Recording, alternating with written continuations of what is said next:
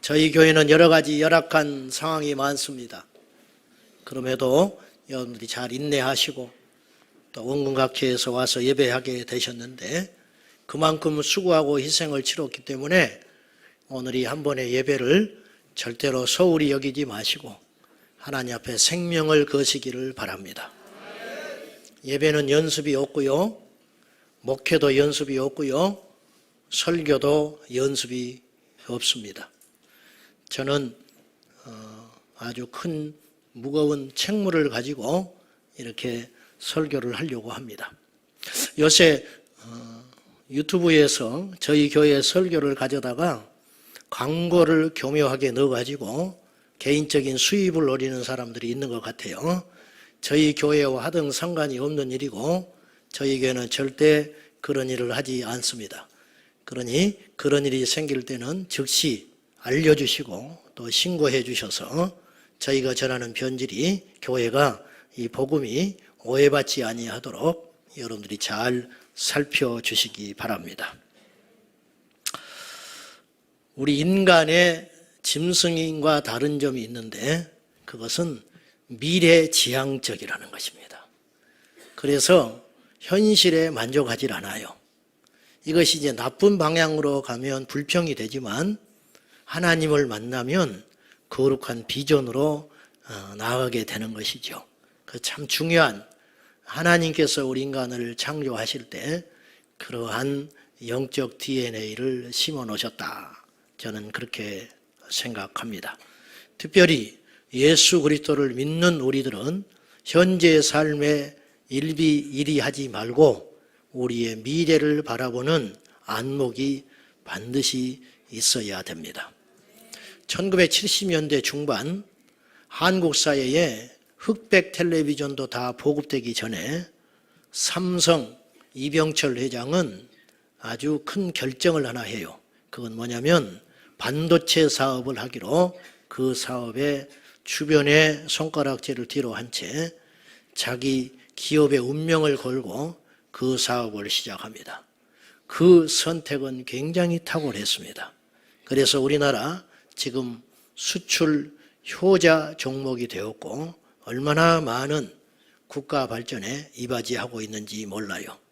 이제 한번 이렇게 딱 이 반도체 산업에 줄기를 잡아버리니까 그 미국의 어떤 자본력 그리고 중국이나 이런 나라들이 이걸 따라잡으려고 하지만 한번 선점된 이 반도체 영역을 따라잡기가 어렵게 된 거예요. 여러분 코닥 필름 생각납니까? 후지 필름 지금 어디 구할 수 있나요? 없어졌지요. 이들은 20여 년 전까지만 해도 전 세계 필름 시장을 양분했던 회사들입니다. 근데 이들은 미래를 위해서 투자하지 못했어요. 이 필름 시대가 영원할 줄 알았어요. 그래서 디지털 카메라가 나왔을 때 코웃음을 쳤습니다. 그런데 곧 깨닫게 됩니다. 자기들이 늦어버렸다는 거. 그래서 뒤늦게 코닥 디지털 카메라 이렇게 나오는데 이미 따라잡을 수 없게 됐습니다. 그래서 그 회사들은 지금 다 없어지기 직전입니다. 이처럼 한번 빼앗겨버린 미래 주도권은 찾아오기 힘듭니다. 제가 지금 말씀드리려고 하는 요지는 세상적인 거 그런 걸 말하려는 게 아니고 영적 미래 주도권, 이것에 더 사활을 걸고 우리가 보는 안목이 있어야 한다, 그런 말씀입니다. 오늘 본문의 내용은 잘 아시는 대로 예수님께서 골고다 언덕에 십자가를 지고 가시는 장면인데 체력이 너무 기진하셔가지고 당신이 죽으셔야 할 그 십자가 사형틀을 지고 올라가지 못하게 됐습니다. 그래서 구레네 사람 시몬이 대신 십자가를 지고 갈 정도였지요. 이때 그 뒤를 따르는 연약한 여인들이 있었어요. 힘은 없어요. 예수님을 구해낼 힘도 없어요. 그래서 그들은 울고 따라가는 것뿐입니다. 그들을 향하여 예수님께서 의미심장한 말씀을 던집니다. 나를 위해서 울지 말라. 이건 어찌면 당연한 말씀이에요. 예수님을 위해서 울어줄 이유가 없지요. 예수님이 지금 힘이 없어서 죽으시는 분이 아니니까 나를 위해서 울지 말라. 너희와 너희 자녀를 위해 울라. 이렇게 주님이 말씀을 하셨어요. 그런데 왜 너희의 자녀를 위해 울라 했을까? 지금 현장에 와 있지도 않는데 여기서 주님이 염려하고 관심을 두고 있는 영역이 어딘가를 봐야 한다는 거예요. 지금 눈에 보이는 너희가 문제가 아니라는 거예요. 앞으로 너희의 미래가 어찌 될 것인가? 그걸 놓고 지금 울면서 애통하고 기도해야 된다. 이제 이것을 오늘 본문의 핵심으로 잡고 말씀을 나누려고 합니다. 오늘의 주제는 이것입니다. 미래를 놓고 싸우고 있는 이 투쟁의 상황, 이것을 우리가 하나님의 관점에서 살펴보자는 것입니다. 지금은요, 미래를 놓고 기업들이 치열하게 싸움을 하듯이 미래를 놓고 세상과 하나님의 영역, 교회가 치열하게 다투고 있습니다. 자, 주님의 경고, 너희와 너희 자녀를 위해 울라. 그렇게 말씀했는데 이 말씀은 그 예수님을 따라갔던 2000년 전 그 여인에게만 국한된 이야기들이 아니고 오늘 우리가 들어야 할 메시지라는 것입니다. 자, 제가 하나 질문을 하지요. 지금이 문제가 아니고요. 앞으로 20년, 30년 후에 한국 사회는 어떻게 될 것인가? 혹시 가끔 생각들은 하시죠? 자, 그건 너무 거창하니까 지금 여러분의 자녀들이 10년, 20년 후에 어떤 모습으로 이 세상을 살아가고 있을까? 그런 것도 한번 생각을 해보십니까? 자, 우리 교회가 지금 3부 예배에 여기 예배당이 꽉 찼습니다. 참으로 귀한 일입니다. 그런데 20년 후에는 이 시간이 어떻게 되어 있을까요? 생각해 보셨습니까? 어떻게 될까요? 앞으로 10년, 20년 시간이 흘러서 교회 예배당의 숫자가 텅텅 빈다는 것은 무엇을 의미하냐면 교회의 소멸을 의미하는데 교회가 소멸되는 것은 곧 무엇을 의미하냐면 이 세상은 사탄의 손에 의해서 폭주기관자처럼 폭력적이고 음란하고 폐역하며 하나님의 질서에 반하는 방향으로 계속 흘러가고 있는데 그것을 막아내는 유일한 세력이 바로 기독교 세력입니다. 소위 말하는. 근데 이것이 없어졌다. 그러면 이 세상은 어떻게 되겠습니까? 여러분, 기독교적 가치를 아십니까? 지금 보이지 않으니까 우리가 그런 걸 실감나게 잘 모르는 것 같은데요. 기독교적 가치가 얼마나 엄청난 가치가 있는지 제가 역사의 예를 들어서 설명을 하나 하겠습니다. 서구 사회에서 막스 레인주의가 발흥됩니다. 그래서 이들이 이제 노동자 계급을 통하여 혁명을 일으키는 소위 프롤레타리아 혁명, 이것을 자꾸 일으키려고 하거든요. 그러던 중에 1차 대전이 일어나요. 그래서 이 사회주의 사상에 물든 이들은 무엇을 기대했냐면 노동자 계급의 봉기를 기대했어요. 왜냐하면 그 당시 20세기, 19세기, 20세기로 넘어가면서 알다시피 산업혁명이 일어났는데 그 산업혁명의 그 이윤들이 고스란히 소수 자본주의자들의 배만 불려버렸어요. 그래서 노동자 계급들은 엄청난 불만에 꽉 차 있었고 부당한 대우를 받고 있었어요. 이걸로 인하여 혁명이 자꾸 일어나잖아요. 그들의 마음을 빼앗아 간 것이 바로 공산주의 사상이에요. 그래서 1차 대전이 일어났을 때 이들이 봉기를 일으켜가지고 국가를 초월하여 노동자 계급이 만들어질 줄 아는 거예요. 근데 막상 전쟁이 열리니까 그런 일이 생기지 않았어요. 공산주의자들의 사상, 그들의 짐작한 것과 다른 결과가 일어났는데 그렇게 억압받고 불이익을 당하던 노동자들이 막상 전쟁이 일어나니까 자기 국가 편에 딱 서버린 거예요. 그래서 당황하지요. 그래서 국가를 위해서 싸우고 자기 가족을 지켜내기 위해서 아무것도 없고 차별받던 노동자 계급들이 눈이 막 번쩍번쩍 해버리는 거예요. 그래서 실패해요. 그래서 왜 이런 일이 생겼는가에 대해서 공산주의 수뇌부들이 깊게 연구를 하기 시작합니다. 그걸 깊게 연구했던 사람 중에 하나가 이태리 공산주의자였던 그람시라는 사람이었어요. 이 사람이 감옥에 갇혀가지고 그걸 깊이 연구해요. 그리고 드디어 막스 레인주의, 즉 공산주의 사상을 수정합니다. 이것이 바로 그 유명한 네오 막시즘입니다. 신마르크스주의를 다시 수정해가지고 이 세상에 들고 나와요. 이 신마르크스주의는 배경이 네 가지가 있습니다. 여러분, 어떤 일이 딱 일어나면 우리는 겉에 드러난 것을 보면은 그건 어리석은 겁니다. 그 뒤에 있는 배경과 뿌리를 봐야 됩니다. 예를 들면 교회에 와서 어떤 사람이 문제를 일으켰다. 그러면 성격이 원래 저래, 그렇게 보면 안 되고 그 뒤에 영적인 뭐가 있는가, 어떤 상처가 있는가, 이것을 근본적으로 해결하지 않으면 그런 일은 계속 일어나는 것이거든요. 그러니까 그 배후를 봐야 한다는 거예요. 네오 막시즘의 뿌리는 네 가지가 있었습니다. 첫째는 당연하게 마르크스 유물론이 있었어요. 두 번째는 진화론, 다윈이 창시한 진화론이 그 뿌리에 있었고요. 인류는 계속 진보한다는 주의예요. 세 번째는 니체의 무신론주의가 있었어요. 그리고 네 번째, 특이하게 프로이드의 이 성심리학이 그 안에 뿌리를 두고 있었어요. 여러분, 제가 몽골에 가서 참 특이한 장면을 하나 봤는데, 몽골이 사회주의 국가입니다. 사실은 몽골이 사회주의 국가인데 사회주의 국가일수록 성적으로 자유롭습니다. 그거 아십니까? 아주 문란합니다. 그래서 몽골 집안에 전도하러 들어가면요, 전부 자녀들을 엄마가 키우고 있어요. 아버지는 몰라요. 그리고 알코올 문화, 그러니까 이게 무엇인지 알겠죠. 그 배후에 무엇이 있는지 알겠죠. 그래서 가정과 한 인생을 다 깨버리고 소수 독재하려고 이런 정책을 쓰는 거예요.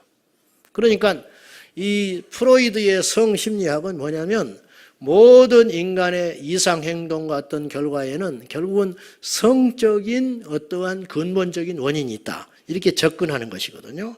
근데 이게요, 공산주의 사상이 딱 만나니까 무서운 이력을 발휘해버리는 거예요.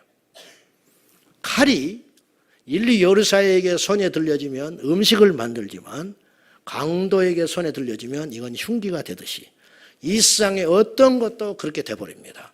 공산주의가 기독교 신앙을 도용했다는 거 아십니까, 여러분?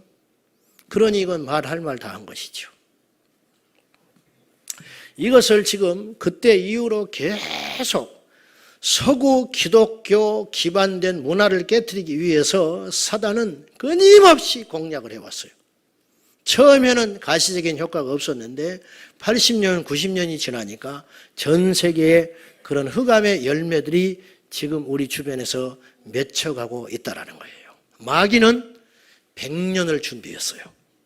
그러나 우리는 손을 놓고 있었어요, 그 사이에. 제가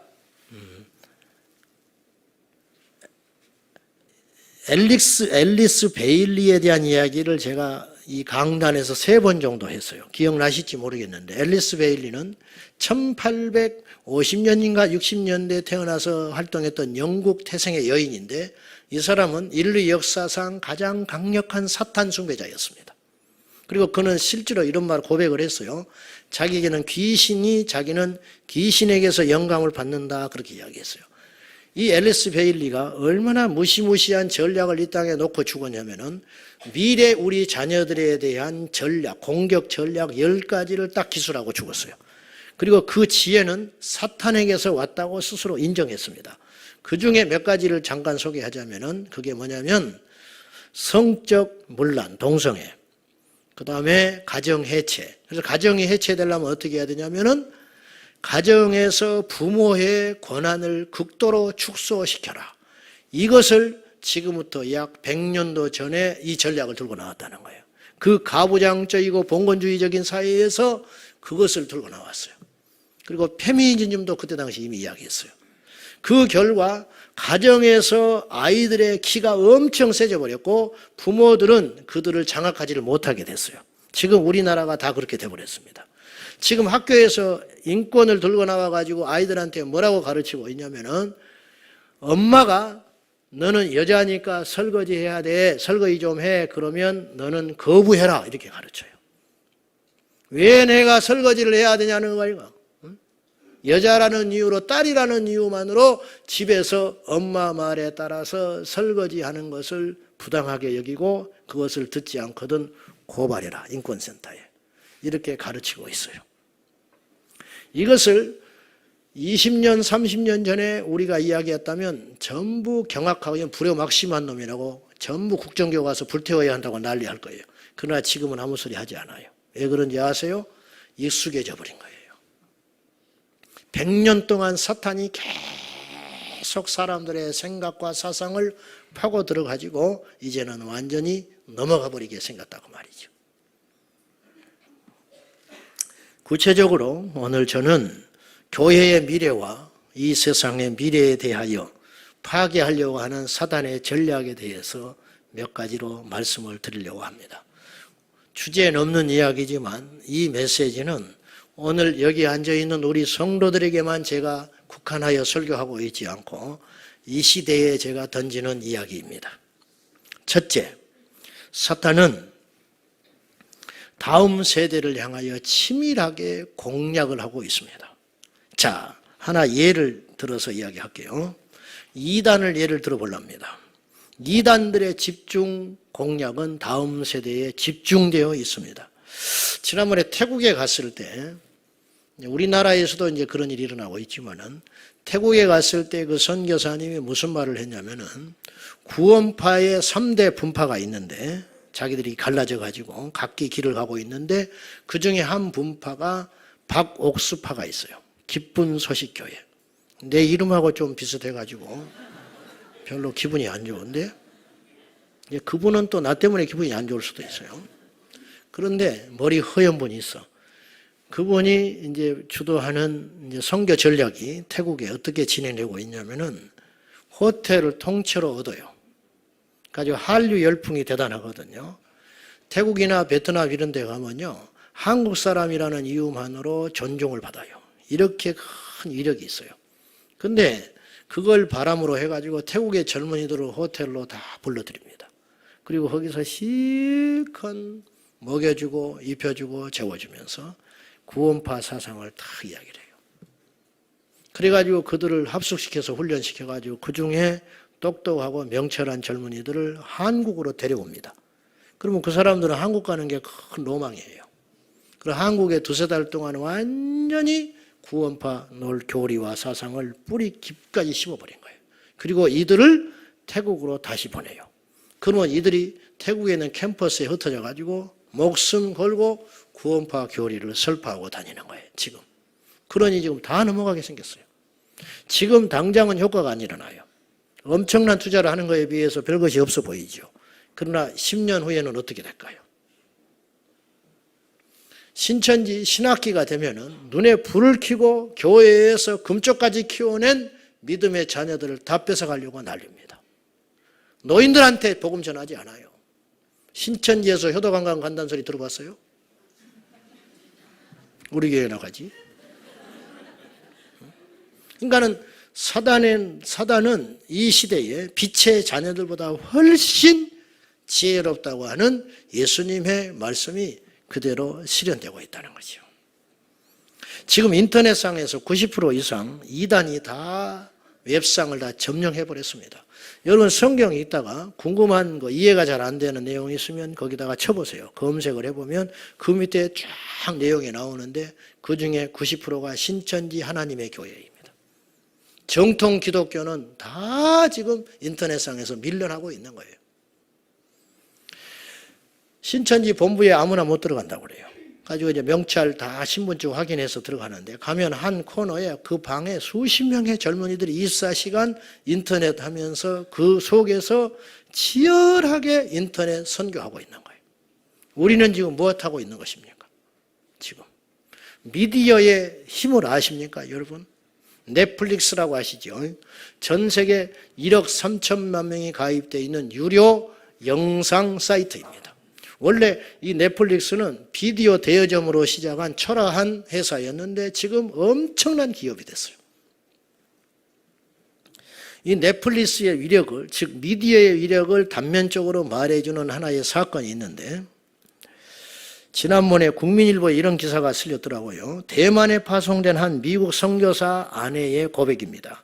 이 여인은 2016년 결혼을 하고 3주 만에 대만의 선교사로 파송이 됐습니다. 얼마나 믿음이 좋기에 결혼하고 3주 만에 대만으로 파송이 됐겠어요. 그는 위성 TV 시청이 가능한 현대식 대만 아파트에서 생활을 하게 됐는데, 이 선교사님들이 선교지로 가게 되면 제일 먼저 당하는 고통이 외로움이에요. 말이 안 통하지요. 고향은 가고 싶지요. 향수병 있잖아요. 향수병. 예배에 목마르고 시원스럽게 찬송 한번 해보는 게 그들의 소원입니다. 그렇게 영적으로 모든 것이 막혀있는 고립된 섬에 갇힌 자처럼 생활을 하니까 이거 극복하는 것이 쉽지 않아요.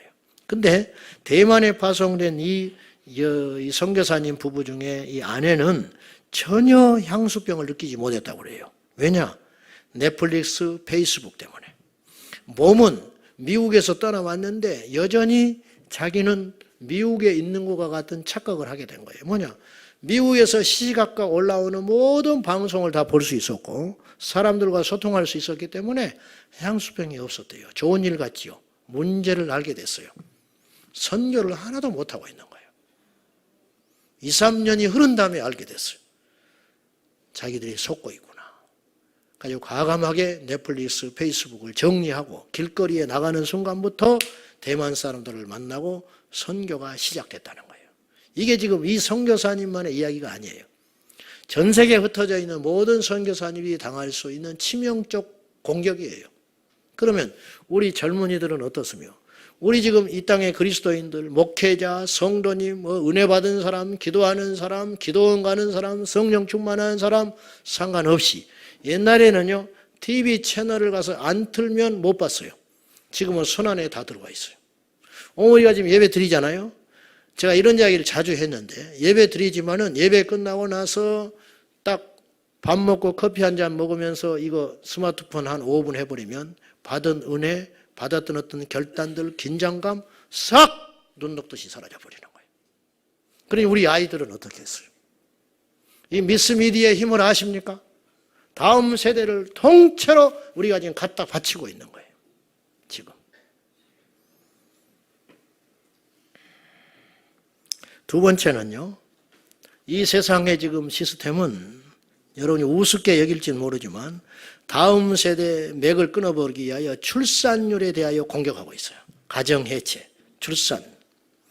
한국 사회는요. 지금 미래학자들이 예언하는 바 지구상에서 제일 빨리 없어질 국가라고 다 이야기를 해요. 놀라지 마십시오. 한국은요. 2305년이 되면 지난 2009년 유엔 미래 포럼에서 공식적으로 발표를 했는데 2305년이 되면 남자는 2만 명 남는데요. 앞으로 300년 후에. 여자는 3만 명 남는데요. 한국 혈통의 사람들은. 그래서 5만 명만 남는다는 거예요. 지난 40개월 연속 한국 출산율은 신기록을 계속 갱신하고 있는 중입니다. 올해 상반기에 15만 8,524명밖에 안 태어났어요. 작년에 17만 1,000명 태어났거든요. 그때 시점에. 근데 올해는 15만 8천 명으로 떨어졌어요. 상반기 집계. 급기야 작년에 우리나라 정부에서 무엇을 예측을 했냐면 올 연말까지는 매월 신생아 숫자가 3만 명은 될 것이라고 이야기를 했어요. 근데 올해 5월, 6월부터 벌써 2만 명대로 떨어져 버렸어요. 제가 말씀드리려고 하는 건 뭐냐면 학자들과 정부 관료들이 예측하는 것보다 더 빠른 속도로 인구가 줄고 있다는 거예요. 그래서 지금 우리나라 출산율은요, 이걸 이제 보통 합계 출산율이라고 그러는데 2017년에서 17년에 통계 1.05%였어요. 이게 무슨 말이냐면은 가임 여성, 임신할 수 있는 나이를 49살까지 흔히 본다는데 한 여인이 평생 살면서 우리나라는 1.07명을 낳았다는 거예요. 작년에 가능이. 근데 올해 0.98로 떨어져 버렸어요. 일본의 출산율이 심각하다고 그러죠. 그래도 일본은 1.45%예요. 근데 우리나라는 지금 지구 인구 국가 중에 유일하게 0점대로 떨어진 국가가 우리나라예요. 0.98%.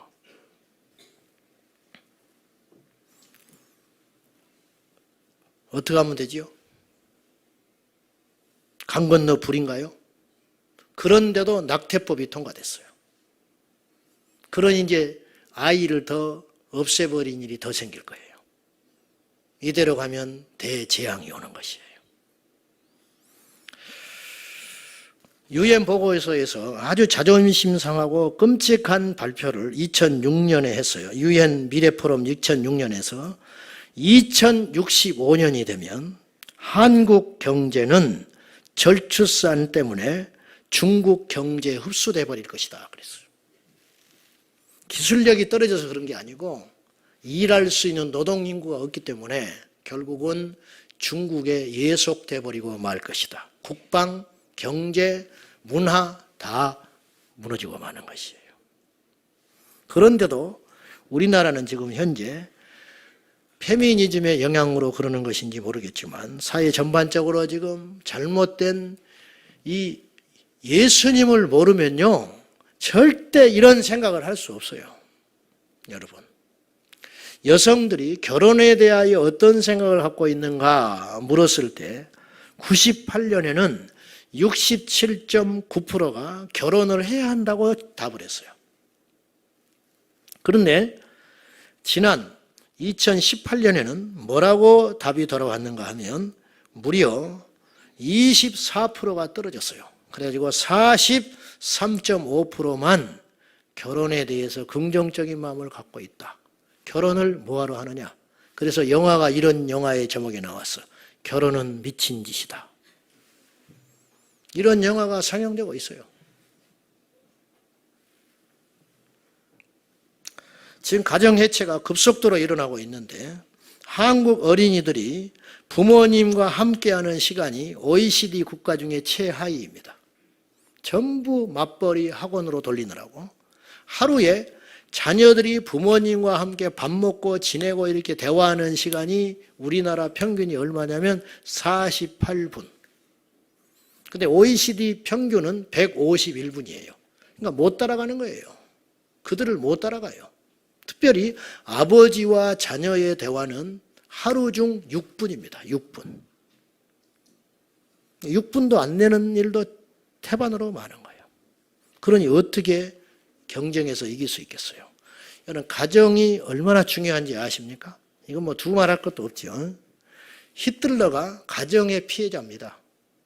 히틀러가 좋은 가정에서 태어났다면 히틀러가 안 됐어요. 히틀러는요, 그 아버지가 아주 완고한 독일 공무원이었어요. 그리고 결혼을 3번을 해요. 그런데 히틀러는 20살 이하 아래에 친조카와 근친을 합니다. 그래서 태어난 인물이 히틀러예요. 그래서 위에 삼형제가 근친으로 나가지고 일찍 죽어버려요. 그리고 하나 살아남았는데 그 이가 히틀러예요. 근데 히틀러는 악마의 재능을 갖고 태어났는데 탁월한 연설 솜씨, 그걸로 독일을 완전히 사로잡아 버려요. 근데 그 나쁜 유전이 그대로 피 속에 히틀러에게 유전돼요. 그래서 히틀러도 역시 그의 조카와 근친을 합니다. 히틀러는 원래 미술학도였어요. 그래서 화가가 되기를 원했고 실제로 오스트리아 빈에 가가지고 미술학교에 지망을 해요. 미술예술대학에. 근데 떨어집니다. 떨어져가지고 자존심이 상한 이 히틀러는 떨어졌다는 걸 절대로 가족에게 알리지를 못해요. 왜? 그 아버지는 공무원 되기를 원하고 있었거든요. 그래서 한 번 더 시험을 봐요. 재수에서. 근데 또 떨어져요. 역사의 가정이나 어떤 결과를 가지고 말할 수는 없지만은 히틀러가 빈에 있는 미술학교에 들어갔다면 2차 대전은 없는 거예요. 만약에 그 외롭고 방황하는 히틀러를 누군가 곁에서 멘토링할 수 있는 건실한 사람이 한 사람만 있었다면 히틀러는 태어나지 않았을 거예요. 여러분, 얼마나 한 사람이 중요한지 아십니까? 우리 교회 젊은이들이 악마가 될 수도 있고 하나님의 손에 붙들린 종이 될 수도 있는 거예요. 얼마나 중요한지 아십니까? 이 나라 지금 6만 개 교회가 외쳐야 할 소리가 있어요. 결혼해라. 결혼해라. 우스운 소리 같지요. 제발 저도 이런 시시한 소리 하고 싶지 않아요. 그러나 지금은 그럴 때가 된 거예요. 이 땅에 6만 개 교회가 끊임없이 우리 청년들이 건강한 문화를 가지고 결혼하고 생육하고 번성하면 이 나라는 다시 부흥할 수 있어요. 그러나 이것이 무너지고 있다는 거예요, 지금. 불신자들은 노세 젊어서 노세예요. 그러나 우리는 그 노래를 부를 수 없어요. 오늘 눈에 보이는 것이 전부가 아닙니다. 우리의 미래를 준비해야 하기 때문에 100년을 준비해야 되기 때문에 예수님이 언제 오실지는 모르지만은 우리 다음 세대에 이 악하고 폐역한 이 세상의 문화를 물려줘서는 안 되기 때문에 우리의 사명이 지금 너무도 크다는 것이에요. 우리 젊은이들이요, 빨리 결혼하시오. 좋은 말 할 때 빨리빨리 결혼해. 셋씩은 낳아야 돼. 셋 난다고 약속할 때 내가 주례한다. 주례. 지금 웃고 있지만은요, 이게 웃는 게 아니에요, 지금. 어떻습니까, 여러분? 이게 너무너무 심각한 상황이다. 그런 말이에요. 이혜령 교수는 이런 질문을 받았어요. 선생님 행복하십니까? 이혜령 교수가 이런 말을 했어요. 나는 20대 때 만난 그 여인과 지금까지 결혼 생활을 유지하고 있습니다. 그래서 나는 몹시 행복합니다. 나라고 왜 그 여인과 좋은 일만 있었겠습니까? 권태기도 있었고 뜻이 맞지 않아 다투기도 했습니다. 그러나 나는 20대에 만난 이 여인과 가정을 지금까지 꾸려올 수 있어서 나는 몹시 행복합니다. 결혼을 사랑의 무덤이라고 하던가요? 그렇지 않습니다. 결혼은 사랑의 완성입니다. 그렇게 이야기했어요. 세 번째는 교회의 미래에 대한 공격입니다. 지금 한국교회는 엄청나게 노쇠화돼 버렸어요. 외부에서 우리 가끔 목사님들이 오시면요, 우리 교회를 보고 깜짝 놀래요. 젊다는 거예요. 젊습니까 지금? 기천명씩 모이는 교회도 청년들이 모이지를 않습니다. 어떻게 하자는 것이죠? 그리고 대단히 죄송한 말씀이지만은 지금 한국교회는 천박하고 저속한 기독교 이미지를 탈피를 못하고 있어요. 점점점 나빠지고 있어요. 그래서 대단히 예람된 말씀이지만 교회 안에 지식층과 엘리트 계층들이 흡수되지를 못하고 있어요. 과거 한국사회 지도층 인사들은 거의 다 기독교 인사들이었습니다. 그건 울며 씨 뿌린 우리 부모들의 열매였습니다. 그런데 문제는 한국교회가 어느 날 개인 부흥, 그리고 개교회주의, 그리고 기복신앙으로 흘러감으로 인하여 역사의식이 없는 예수님의 제자가 아닌 가짜 종교인들만 한국교회가 양산을 해버렸습니다.